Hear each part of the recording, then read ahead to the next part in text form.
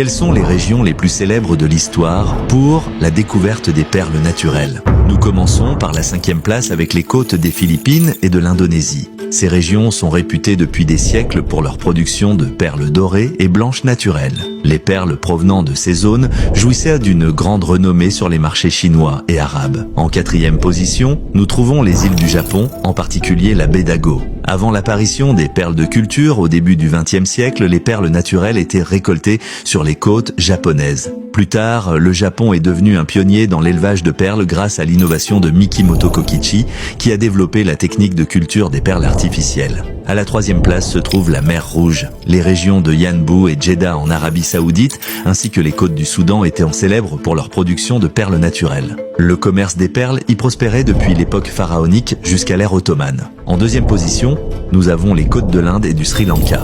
Le golfe de Mannar, situé entre l'Inde et le Sri Lanka, a été un centre mondial de pêche aux perles pendant plusieurs siècles. Enfin, en première place, nous trouvons la région du golfe arabien. Elle est considérée comme l'une des plus anciennes et des plus célèbres régions de plongée pour l'extraction des perles.